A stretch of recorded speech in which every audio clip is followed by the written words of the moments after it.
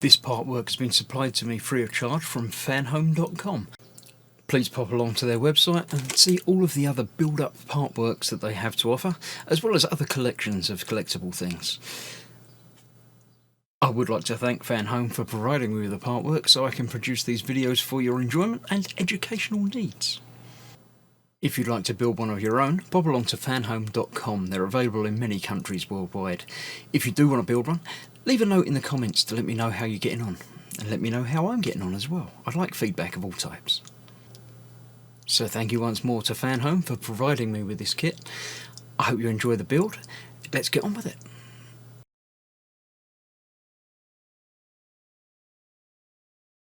Hello, I'm Chris, this is Gross Models, and this is issue 29 of building the legendary Dodge Charger from Fast and Furious.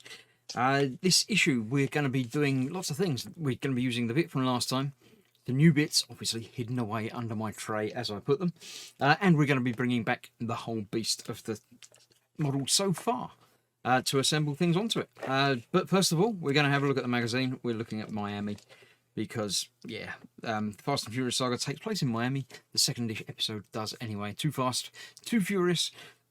Lovely views. It looks lovely. It looks warm. Even in here in the UK, going into winter, it's cold. But even looking at the picture makes you think, that's quite nice. That's warm.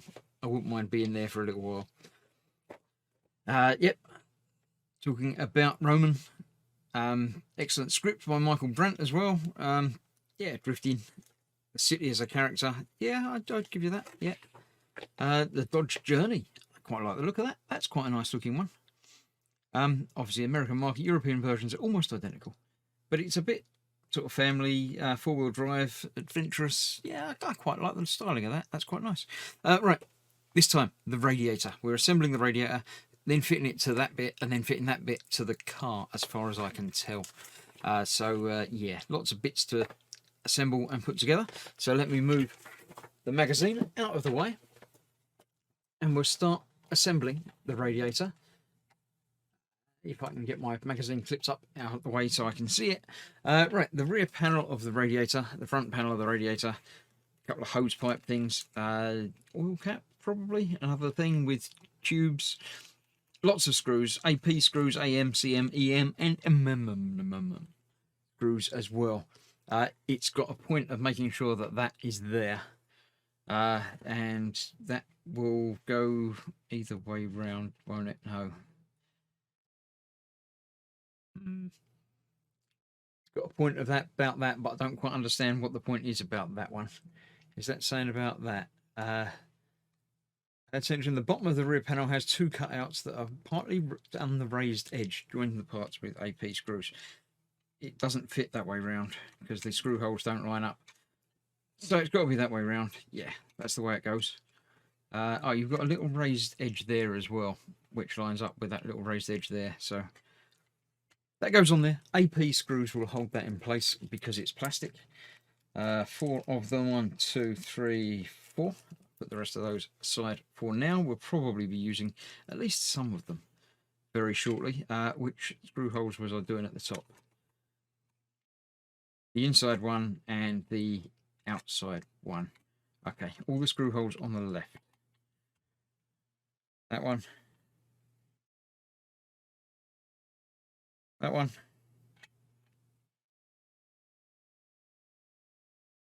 Yes, it's that one. It's going there. I thought it wasn't for a minute. I thought I'd line it, looked at it, and then got it all completely wrong.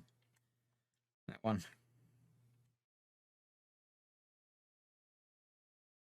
And that one. Right. So, yes, that's going onto there, which is creating a double-sided radiator. Tightening these down. Again, not silly tight, because you don't need to worry about that. It's going into plastic, but just so they're not going to wobble around, not going to get loose. So that is the top. That is the bottom, that it's got nice finish on both sides. Onto the top of that, we need the bits that I didn't know what they were. We have that one. I shall put my empty bag in my spares pack to be sorted out at the end of the build. That goes on there. Main body attached to the radiator cap. Right, so this will go on there. that way round. The radiator cap will go on the top of it. Again, once I get it out of the bag. I do like these reusable bags. They're great, and you can obviously reuse them, but it makes it somewhat of a pain sometimes getting things out of them. So that's going to go on the top there. I got that the wrong way around. I'm going to put on my visor so I can see what I'm doing. That has a cutout on that way, and that has a cutout on that way. That would go on there, that way round. It says champion on it, because that's how we feel once we've done it. We feel champion. That's that. Now we're getting the front panel of the engine, which is that way round. That is that way round. And that is the other way round. So we're turning that round that way. And that is going on there like that. It fits, it works, it does the job. AP screws to hold that in place again, obviously. And that tube is coming round onto the front. Just like that. So let's get out some more AP screws. 4 more of those. And they will just hold this in place on there. Like that. Not exactly like that, because, you know, but pretty much like that. I shall get these screwed in and bring in the rest of the big build to assemble it onto. So I shall see you in a moment with the rest of the car. Okay, brought in the rest of the car upside down. We need to get rid of a bit. So before we can install this, we need to take off this bit from here. This CM screw needs removing, keeping, because we're going to put it back on in a minute. And this bit from over here. And let's get that screw out, thank you. Put that there so I know which way it came out of. And this one from over here as well. And that should enable us to be able to take out this entire assembly like that. I'll leave that screw there so I know where that is. And then looks like then we turn it back over the other way. Why we don't get rid of that if we're putting this in from the top? I don't know. I'll only follow the instructions as they give them to me. This is then going on there with all the gubbins on the inside. So this is the outside piece. We've got some pegs coming out of here, which should line up in there. That one certainly does. This side does as well. The top, not so much. I don't know if that's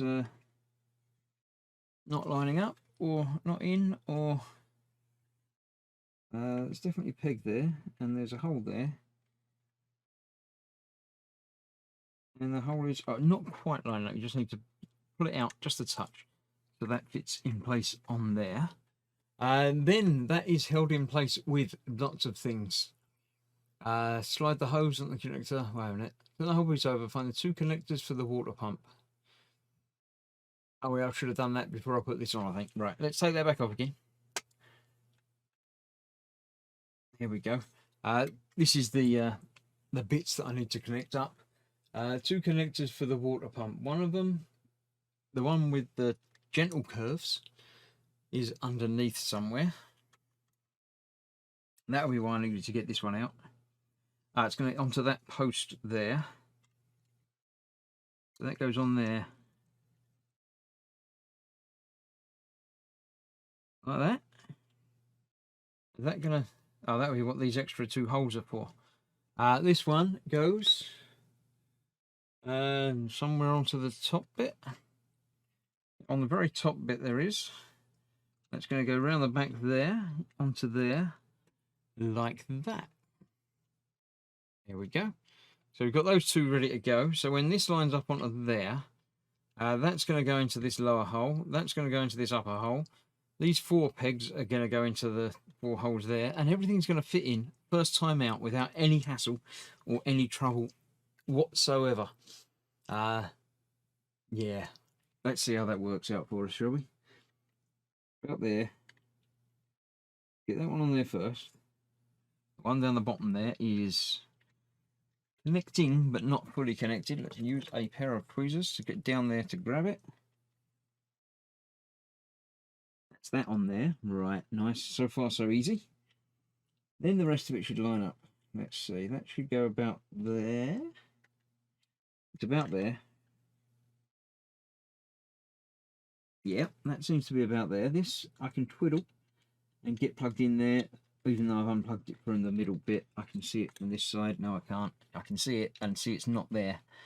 Let's try that again. Get that back where it should be. That's a bit loose on there, but once it's all together, it won't matter. That's going there. So, let's see if we can then. That's that one. I know it's popped off on there actually, but that's not a problem. That's there. Put all that round again. Nice. Nice secure clickage. So that is that, but it needs to be held in place. The front of the engine uses 2 pins and 2 pins, corresponding pins. We need some screws going down into the tops of those. I did see some holes there, like bayonet brackets that sort of should hold itself in place. Let's get the screws out from that. Can you see any of them? You can just about see down there. That bit there. I think. Yes, just there. Well, you can't see it anymore because my hand's in the way. That will hold that in place. I'm going to get that one tightened down while I'm holding it securely in place, because otherwise I fear that it may wobble and move when I'm pushing the other side in place. So that's that one on. Get the other one on exactly the same. Apologies if you can't see where I'm going with this, but I can only just see where I'm going with this. Actually, I can't even see where I'm going with this. Let's try tilting it around and see. Something moves. Oh, I'll put it down on my tweezers. I got worried then that something had fallen off. Alright, so that's going down into that big dark hole down there. There. Hopefully. Yep, that's tightening up in there. So that's going down into there. Insert an M screw, and the left panel, insert another M screw to join that. Turn it over so you can reattach that and secure with the 2 AM screws and put that back on basically. So that's there now. I do notice that there are 2 extra things on the outside there that I'm sure we're going to be doing in a moment. But first of all, we'll put this bit back. That was underneath, wasn't it? This was on top of those. Just like that. I like that. That seems to be working. Now being extra careful not to drop screws into the body of the beast, because getting them back out again would be fun in a way that isn't any fun at all. Now I'm starting to not like the look of the front of this because it looks all square and boxy, but obviously it's the interior bit. The exterior bit's going to be the nice curvy part's going to fit on there very shortly. Well, I say very shortly. It might be a long time yet. I don't really know. I'm only guessing. That's that on there, tightened up. Let's tighten up the other side. I have got some extra screws that I haven't used yet, so I'm sure that that's probably the ones that I was just talking about on the outside there. That's tightened down. Let's make sure that's there while I've had this out. There we go. AM and CM screws, indeed, just like the ones that we took off. Yes, EM screw on either side of that. So let's get those out here. Ones with the big washers. 2 EM screws. I'm going to do this one from this side while I've got it pointing this way. On there like that. Nice. There we go. And the other one on the other side. Actually, I can probably do that from here as well.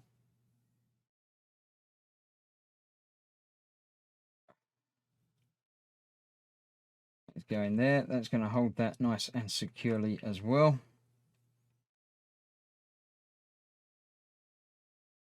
Nice. And that is, I believe, yep, that is this stage complete.